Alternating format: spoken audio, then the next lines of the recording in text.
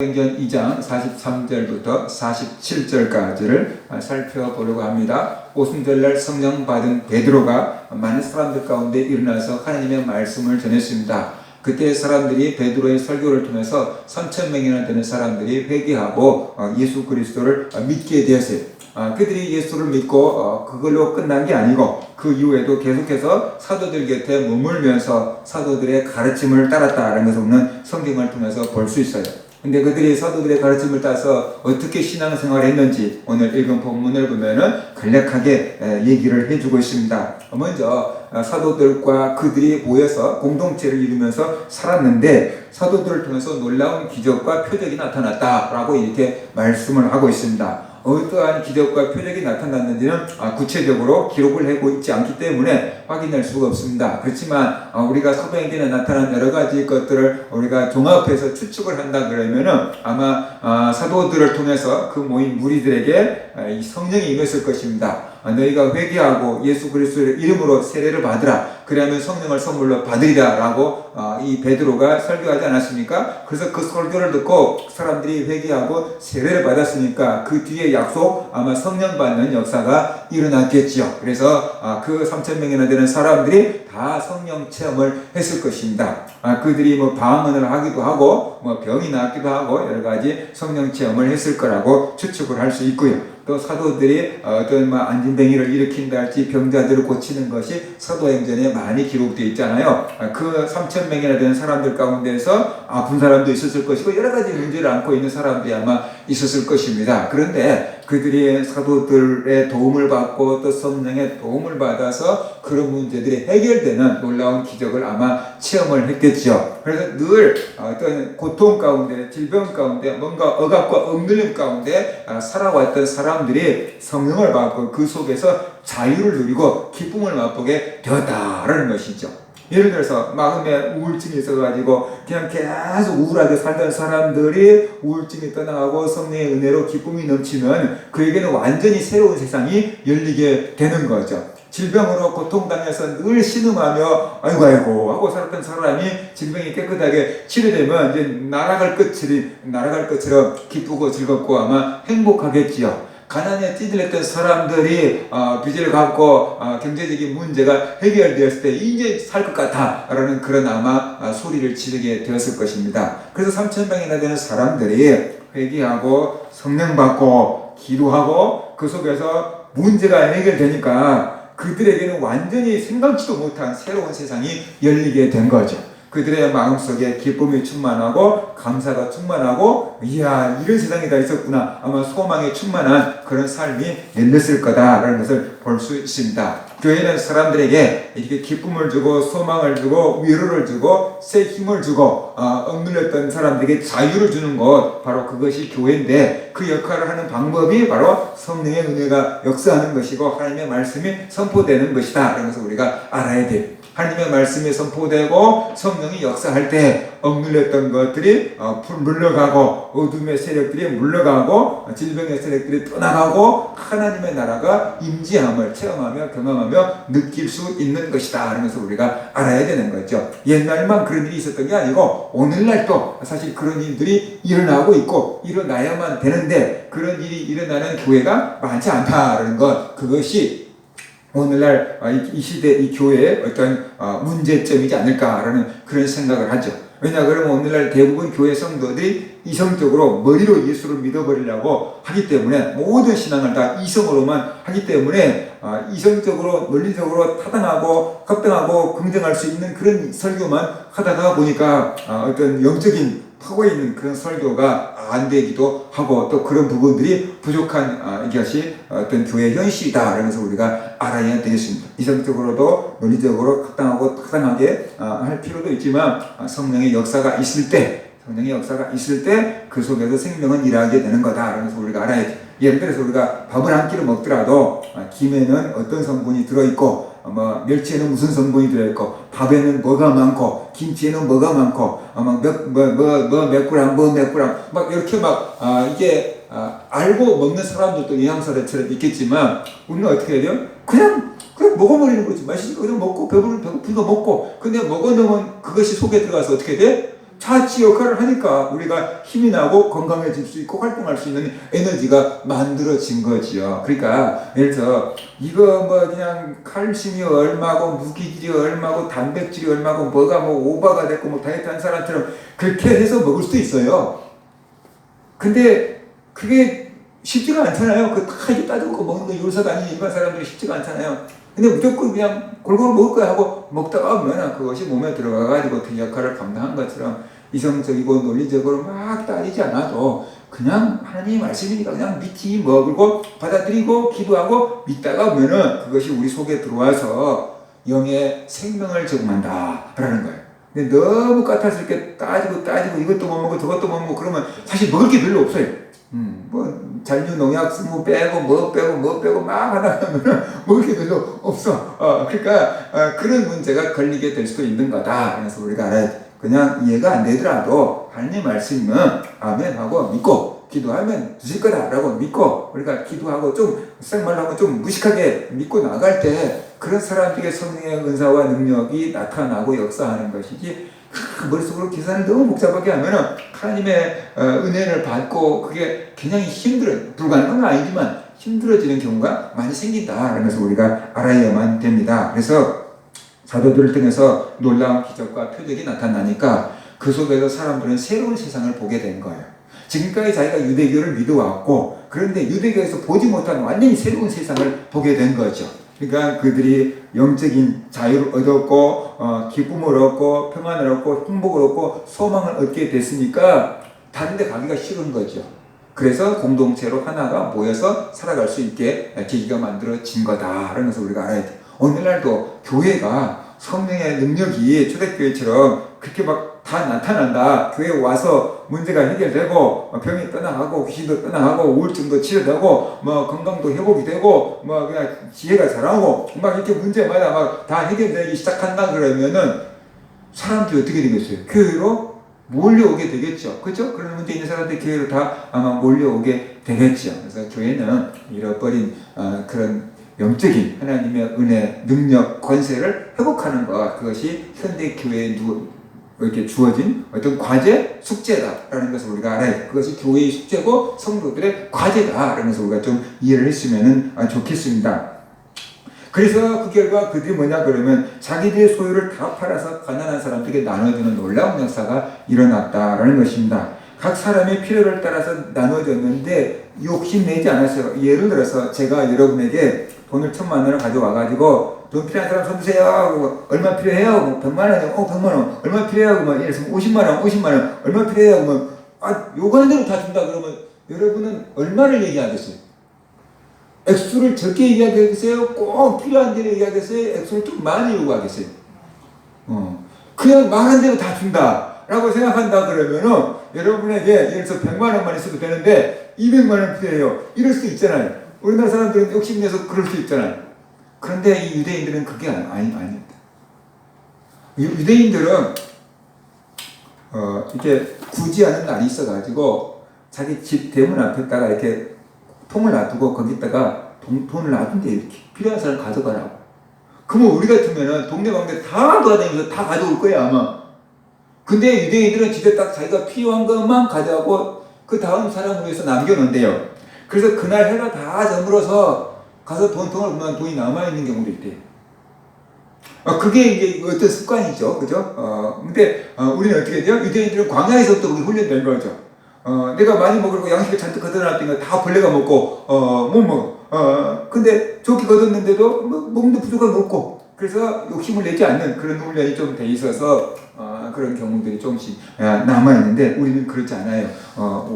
언제 없어져 버릴지 모르니까 잔뜩 걷어놨는데 이런 상황에 걸리게 된 거죠. 그래서 가진 사람들이 자기들의 땅을 팔고 집을 팔아가지고 그거 소유를 필요한 사람들이 얼마 필요해요? 나눠줘. 학비가 필요해. 뭐가 빵이 필요해. 나눠줬다는 거야. 근데 사람들이 욕심내지 않았고 그 다음에 나눠준 사람도 아깝지 않게 나눠주었다. 그래서 어떤 피를 나눈 가족보다 더 진한 공동체가 만들어지게 된 거죠. 얼마나 이상적입니까? 돈을 모아가지고 예를 들어 나는 사장이니까 뭐 1,000만 원 가져가고 니는 부장이니까 500만 원 가져가고 니는 사원이니까 100만 원 가져가. 똑같이 일했는데 이게 아니고 똑같이 일했는데 나 500만 원 필요하니까 500만 원 주세요. 그러면 종업원한테 500만 원 주고 사장이 나는 돈 필요 없어. 그러면 뭐 안 가져갈 수도 있고 이게 굉장히 이상적으로 보이잖아요. 그래서 칼 막스가 여기서 이렇게 힌트를 얻어가지고 공산주의를 만들어낸 거잖아요. 같이 일하자. 같이 생산하고 그 다음에 필요한 대로 같이 나눠 갖자 라고 공산주의를 만들었는데 그 공산주의는 결국 실패했죠. 왜 공산주의는 실패했을까요? 그것이 인간적인 그 정치와 제도로서 그것을 법제화시켰기 때문에 사람들의 욕심이 없어지지 않는 상태에서 그것을 제도화시켰기 때문에 권력을 가진 사람은 반드시 다 가지고 없는 사람에게는 조금 나눠줘 가지고 공산국가에도 잘 사는 사람과 못 사는 사람의 빈부 차이가 엄청나게 나게 돼버린 거다라는 거죠. 성령이 역사하시지 않으면 인간의 힘만 갖고는 그런 공동체가 만들어질 수가 없는데 어떤 법으로 만들어 보려고 했다가 실패한 것이 공산주의다. 그러면서 우리가 알 수 있어요. 초대교회가 이렇게 유지할 수 있었던 것은 정말 하나님의 성령이 강하게 역사했기 때문에 욕심을 내어놓을 수 있었던 거고 사랑하는 마음이 있었기 때문에 자기 것을 기꺼이 나눠줄 수 있게끔 된 거고 하나님의 나라가 곧 임할 거를 생각했기 때문에 욕심을 내지 않았다라고 볼 수 있어요. 곧 종말이 올 거라고 생각하기 때문에 돈 욕심을 낼 필요가 없고 굳이 집 갖고 있을 필요가 없고 이렇게 된 거죠. 가끔 종말로 믿는 사입 이단들을 다 팔아서 갖다가 막 혼나고 그러잖아요. 곧 종말이 온다는데 갖고 있어봤자 뭐해? 그러니까 갖다가 팔아서 하나님 나라를 위해서 쓰겠다고 이단이 그런 일을 한 것처럼 초대교회 성도들도 곧 종말이 임할 것처럼 생각을 한 거예요. 그래서 아낌없이 그런 것들을 내놓을 수 있었고 나눌 수가 있었던 거다. 그러면서 우리가 알아야만 된다는 것입니다. 그래서 성령의 은혜가 있었고 정말로 임박한 종말 신앙이 있었고 재림 신앙이 있었고 그 다음에 형제를 예수 그리스도 안에 있는 형제를 피를 나는 형제들보다 더 사랑하는 마음이 있었기 때문에 자기 재산의 소유를 전부 팔아서 나눠줄 수 있었고 또 욕심내지 않고 나에게 딱 필요한 것만 요구하고 또 다른 사람 필요한 대로 나눠주게끔 이렇게 해서 초대교회 공동체가 유지될 수가 있었던 거다.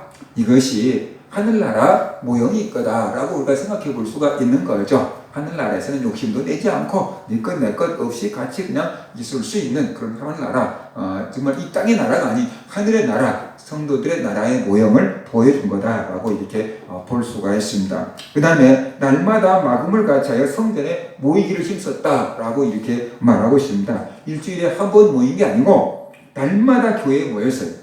날마다 은혜를 사모했기 때문에 날마다 교회에 모여서 하나님께 예배하고 기도하고 말씀 들으면서 이제 모이게 된 거다라는 것을 우리가 알 수가 있는 겁니다. 이게 고기도 먹어본 사람이 먹을 줄 안다 그런 말 있잖아요. 그죠? 그처럼 은혜도 받아볼 줄 아는 사람이 받아보고 은혜도 받아볼 줄 아는 사람이 사모하는 거예요. 성령의 은혜를 능력을 체험하고 경험하고 교회에서 막 자꾸만 그런 일들이 벌어지니까 사람들이 관심과 호기심을 가지고 자꾸만 이렇게 모이게 된 거고 은혜를 사모하게 된 거다라는 것을 우리가 알 수가 있는 거죠. 되게 믿음 좋은 사람들이 교회를 자주 찾고 또 교회를 자주 찾는 사람들이 그나마 믿음을 지켜가는 것 꼭 이렇게 비례한 것은 아니지만 그런 경향들이 많이 있다라는 것을 볼 수 있습니다. 초대교회 성도들이 날마다 교회를 찾았다는 것은 그만큼 하나님의 은혜를 사모했고 또 반대로 그만큼 은혜가 충만했기 때문에 그것이 가능한 거다라는 것을 볼 수 있습니다. 저도 제 그 신앙생활을 돌아봤을 때 정말로 은혜 받았을 때는 날마다 교회를 갔어요. 물론 날마다 철회하러 가기도 했지만 다른 교회에서 부흥회 있다 그래도 포스터만 붙여보고 막 현수막만 봐도 막 옛날에는 그런 현수막 부흥회를 많이 했잖아요. 그냥 물어보고 전화해가지고 요즘 같은 전화기도 핸드폰도 없었죠. 그래서 전화해가지고 물어가지고 위치 약도 물어봐가지고 남의 교회까지 가서 은혜 받고 오고 막 그랬어요. 그게 은혜 받은 사람들에게 나타나는 현상인 거다. 그러면서 우리가 알아야 돼. 근데 이제 오늘날 그런 유명한 부흥 강사들의 설교도 텔레비전만 틀면 나오고 뭐도 나오고 그러니까 막 그렇게 하지도 않고 옆교회에서 부흥회 한다 해도 가지도 않는 세상이 되었지만 은혜를 사모할 때 자꾸만 모이게 되는 현상이 나타나게 된다. 그러면서 우리가 알아야만 됩니다. 지금 코로나 때문에 우리가 모이는 것도 굉장히 눈치 보이고 힘들고 부담스럽기도 하지만 그래도 우리는 교회에 모이는 이 신앙이 무너지지 않도록 우리의 몸과 마음과 생각을 지킬 수가 있어야만 된다라는 것이죠. 그 다음에 집에서 떡을 떼며 기쁨과 순전한 마음으로 음식을 먹었다라고 이렇게 말씀을 하고 있습니다. 공동 번역을 보면 집집마다 돌아가며 빵을 나누고 순수한 마음으로 기쁘게 음식을 함께 먹었다라고 이렇게 번역을 하고 있습니다. 우리나라에서 구역 예배를 드릴 때 구역 식구들을 초청해서 과일도 놔두고 음료수도 놔두고 커피도 놔두고 예배 드리고 먹고 마시면서 이렇게 또 교제 나눈 것처럼 초대교회 성도들이 그렇게 친밀한 교제를 나누었다라고 말하고 있습니다. 옛날에는 구역 예배도 그것을 구역이라고 하든지 셀이라고 하든지 목장이라고 하든지 간에 아무튼 옛날에는 그런 것들이 활성화되었고 잘 모여졌잖아요. 근데 옛날보다 예를 들어서 집도 좋아지고 형편도 좋아지고 그랬는데 그게 이 사회적으로 그런 구조가 살만한 구조가 되면서 문제가 뭐냐면 사람들이 프라이버시를 중요하게 생각을 해서 자기 집을 잘 개방하지 않게 되지. 옛날에는 큰 방은 굉장히 크고 거실은 조그했어요. 근데 요즘에는 방은 조그마고 거실이 굉장히 넓은 구조로 어떤 건물을 뽑잖아요. 손님들이 올 때 안방을 보여주기보다는 거실에서 대접하겠다는 거예요. 근데 거실은 크게 해놨는데 사실은 거실은 잘 쓰지 않죠. 손님들이 와도 이제는 어떻게 음식점에서 다 대접을 해버리는 그런 추세로 가다가 보니까 어떤 구역 예배랄지 그런 성도들 간의 집집마다 돌아다니면서 교제하는 것이 굉장히 힘들어졌다. 우리 교회도 결혼한 사람이 있고 그런데 제가 한 번도 신방을 가본 적이 없어요. 오래 하지도 않고 가겠다고도 하지 않고 그러니까 이 근처에 상갑다라고만 알지 집도 몰라요. 그런 시대가 된 거죠. 목사님 한번 온다 그러면 신경 써야 되고 성도들 한번 온다 그러면 신경 써야 되고 옛날에는 어떻게 돼요? 결혼 한번 하면은 교회 이렇게 목사님도 와서 신방 예배 드려지고 부역장님도 와가지고 또 예배하고 신방하고 성가대면 성가대도 또 오고 교회 식구들만 해도 몇 번씩 집들이 하듯이 이렇게 하고 찾아가서 기도해주고 그런 시대가 있었는데 요즘에는 결혼해도 목사 와서 예배 드려줘 그것도 없어요. 성가대원 오라는 것도 없어요. 그냥 구역 식구도 오라는 것도 없어요. 그냥 그렇게 살아가는 시대가 됐기 때문에 성도들 간의 영적인 교제가 굉장히 나눠질 수가 없게 되는 거다라는 것을 우리가 알아야 되는 거죠. 이것은 어떤 이 성도 간의 교제가 자꾸만 느슨해져가고 우리의 신앙도 느슨해져가고 있다라는 것을 우리가 알아야 되는 거죠. 세상이 다 그러니까 라고 할 것이 아니고 이거 초대교회하고는 조금 동떨어져가는 모습이다. 그러면서 우리가 알아야만 되는 것이죠. 정말로 위급했을 때라도 찾아가야 되는데 목사가 성도들 집도 몰라요. 예전에 이제 다녔던 성도들 신방할 때는 대충 알겠지만 이미 새로 선임된 사람들은 민희 선생님이랄지 지선이랄지 집도 몰라요. 그러니까 이게 이제 예전에는 목사님들이 그냥 신방을 가도 이렇게 학교에서 가르칠 때도 그냥 지나가다 들렸습니다 라고 이렇게 신방을 했어요. 우리 선배들은 약속도 안 잡고 지나가다 들렸습니다 했는데 요즘에는 그것이 신뢰라고 이제 느껴지고 생각이 되기 때문에 요즘 목사님들도 교환이 있어가지고 그걸 안 한다는 거죠. 지나가다 들렸습니다 이렇게 안 한다는 거죠. 이유 없이 가면 또 얼마나 그게 이게 힘들어요. 특별히 여자분들은 청소해놔야 되고 해야 되고 그걸 신경 쓰이잖아요. 그러니까 그걸 안 하잖아요. 오라고 하지 않는 한 안 가잖아요. 그러다가 보니까 이제 신방도 점점점 사라져 가버리고 성도들 더군다나 이렇게 목사도 안 오라고 하는데 성도들 오라고 할 수도 없는 거죠. 그래서 그런 것들이 교제가 자꾸만 느슨해져 가고 있다라는 것이 그리고 지금 코로나로 인해서 성도들 간에 또 교제를 나눌 수도 없는 형편이 돼 있는데 코로나 이전에도 성도들이 서로 신방하고 그런 것이 옛날 같지 않아지고 있다라면서 우리가 좀 알아야만 되는 거죠. 그래서 우리가 그런 것들을 좀 이렇게 열어야 돼요. 현대인들은 외로움을 호소하고 있습니다. 외로움은 현대 사회의 커다란 문제거리로 지금 사회 문제로 지금 제기가 되고 있습니다. 외로움도 큰 사회 문제로 지금 전 세계가 제기를 하고 있습니다. 홀로 사는 사람들 우리나라에서 10명 중에서 4명이 혼자 산다고 합니다. 지금. 그러니까 40%가 혼자 독거 나이 드신 분들은 독거 노인이라 그러지만 젊은이들도 그렇게 사니까 이렇게 이제 홀로 살고 있는 사람들이 많은데 문제는 외롭다는 거죠. 근데 그 외로움을 어떻게 해소하느냐라는 거죠. 뭐 술이랄지 약물이랄지 그런 걸로 해소할 수도 있는 거고, 게임이랄지 뭐 이런 것들로 해소할 수도 있는 거고, 건강한 방법으로도 해소할 수 있는데, 그래서 막 애완동물들도 많이 기르기도 하고 그러는데, 그것이 정말로 사람과 사람의 만남으로서 이렇게 얻는 그 사람의 교제 다 채워줄 수가 없는 거다. 그러면서 우리가 알아야만 되는 거죠. 근데 사람들이 스스로 자기의 마음문을 닫고 현관문을 닫아놓고 방문도 닫고 창문도 닫아놓고 있으면서 외롭다 그래요.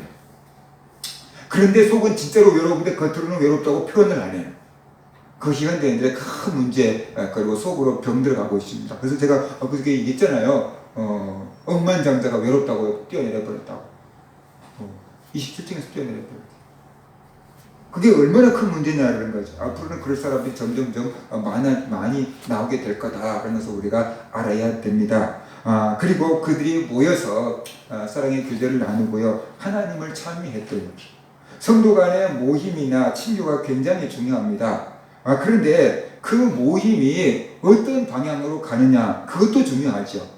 어떤 교회 성도들은 모여서 구역 예배 후딱 드리고 입으로 술 먹는 파티 하기도 하고 그런데, 그래서 부목사님이 구역 목사님 거기가 앉아갖고 있으면 자꾸만 목사님 안 바쁘세요? 그런데 눈치 모르는 목사님 괜찮아요, 다른 약속 없어요. 계속 거기 앉아있는데 눈치 있는 목사님들은 아니 그래요, 다른 약속 있어요. 이거 자리를 빼준대요. 뭐 하는지 뻔히 아니까. 어떤 교회 식구들은 모여가지고 구역 예배 잠깐 드리고 그 다음에 다단계 하는 거예요. 네 얼마 팔았니? 네 얼마 이 통장에 들어왔니? 막 이렇게 막 하는 거예요. 이렇게 막.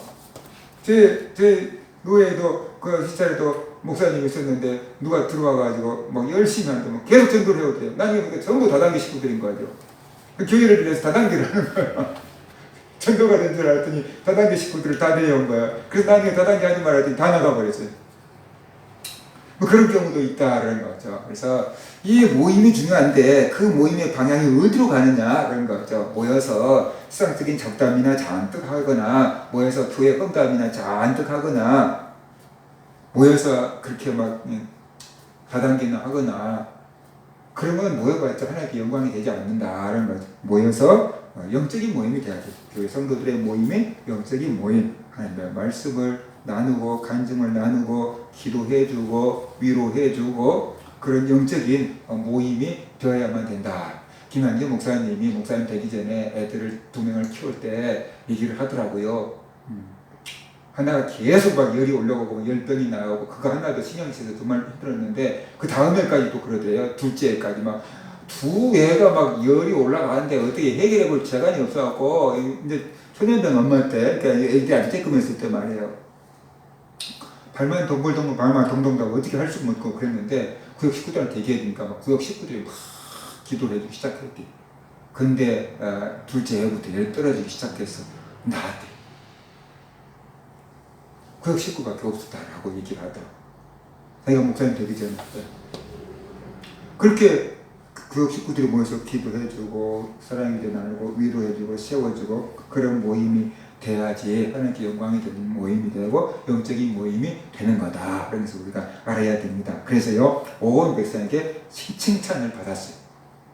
예수 믿지 않는 사람, 교회 안 다니는 사람들도 딱 보고 야 부럽다, 저들 진짜로 훌륭해 라고 이렇게 생각했어요. 그래서 그렇게 사랑을 베풀고 나누어주는 것을 보고 기뻐하게 살아가는 모습을 보고 나도 저기 좀 포함됐으면 좋겠다 라는 생각이 드는 거죠. 예를 들어서 우리나라 사람들이 서울대학 다닌 사람들을 보고 와 나도 우리가 아직도 저 대학 좀 다녔으면 좋겠다 라고 부러워하고, 예를 들어서 우리나라 사람들이 뭐 대기업 나도 저기 좀 다녀봤으면 좋겠어 라고 생각하는 것처럼 초대교회 성도들을 바라보고 와 나도 저기 좀 가서 같이 살았으면 좋겠다라고 생각한 거예요.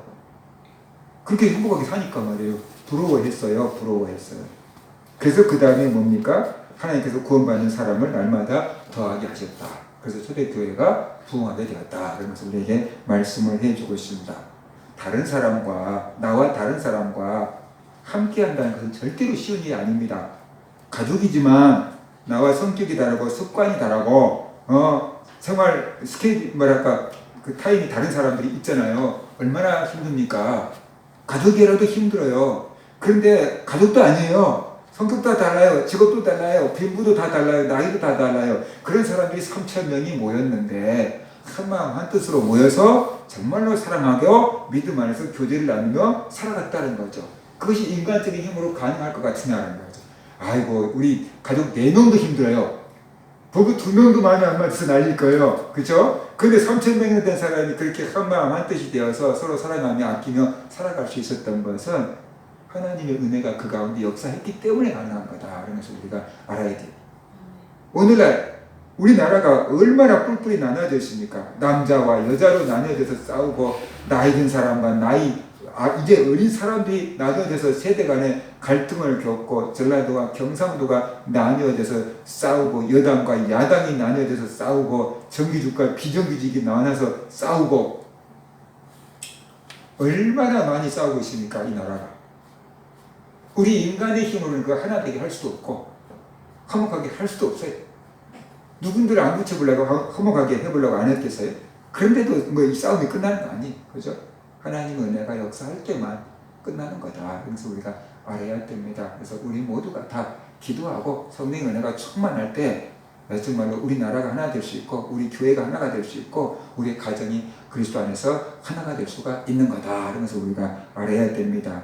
우리 잘된 교회가 초대교회처럼 정말 하나님의 은혜가 충만하고 성령의 기적과 표적이 나타나는 그런 교회가 되고 그 안에서 성도들이 서로 정말 하나의 공동체가 돼서 필요를 채워주고 공급해주고 같이 또 나눠주고 그 사랑을 기쁘게 받고 또 날마다 모여서 기도하고 찬송하며 하나님께 영광을 돌리며 살아가는 그런 교회, 그런 성도들 같이 만들어갈 수 있기를 주의 이름으로 축복합니다.